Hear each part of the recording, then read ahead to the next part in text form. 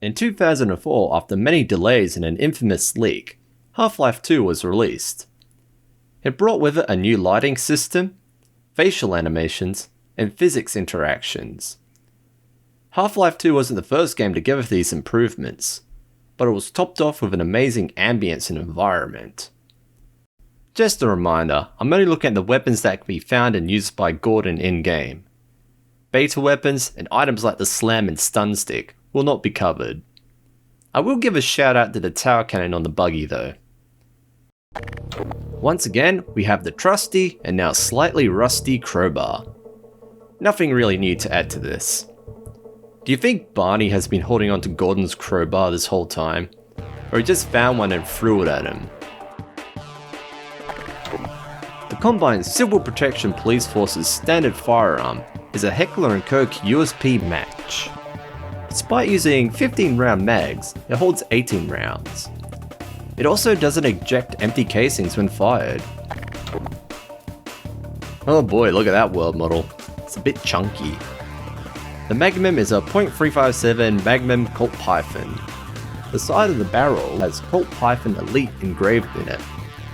But the world model has Colt Anaconda on the side. It is not a Colt Anaconda. There are several problems with how the game shows the gun working.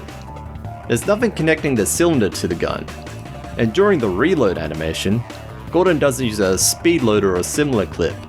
The shells just kinda float in place while he slams them in. The SMG is a Heckler & Koch MP7 prototype. It has a holographic sight you can't use.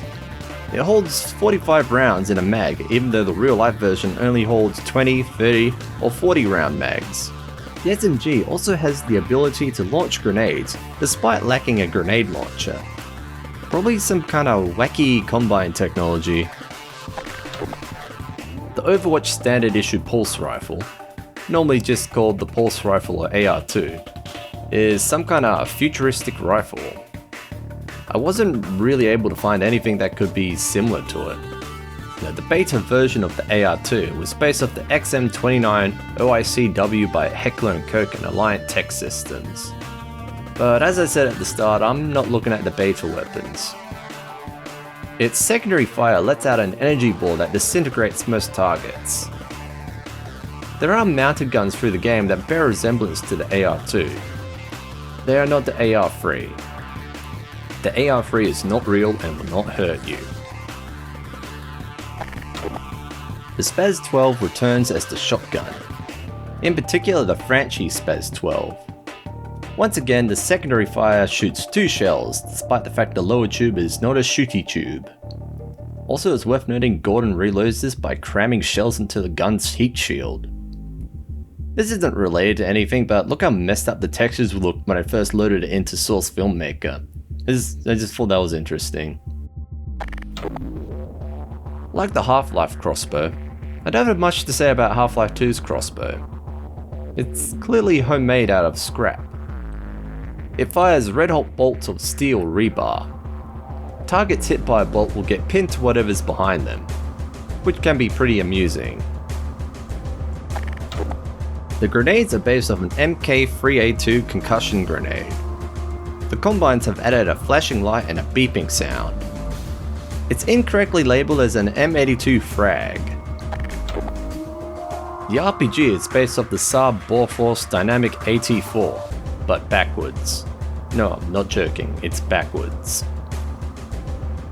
Its rockets are laser guided like the launcher from Half-Life. Its grip setup is similar to a Stinger missiles. Yikes, another chunky world model. Sometimes I forget Half-Life 2 came out in 2004. At least the view model looks pretty good still. The Pheropod, or Bugbait if you're not a nerd, is part of the Antlion Guardian that releases pheromones that control antlions. It's not based off anything, I mean it's space bug meat. Pheromones are chemicals that animals will produce to change the behaviour of other animals of the same species. Kinda like farting in an elevator. The gravity gun, or zero-point energy field manipulator, if you're a nerd, is just kind of its own thing. It's not really based off anything. I have seen a suggestion it's based off the anti-mass spectrometer from Half-Life 1, which I can kinda buy. It started off as an in-game tool called the Physgun, until it evolved into the gravity gun we have today. The Physgun was later recreated in JB mod, then blatantly stolen and chucked in some other mod called Gary's mod. In the later parts of Half-Life 2 and earlier parts of Episode 1, it gets supercharged and gains the ability to lift heavier objects and organic material, which is kinda terrifying when you think about it.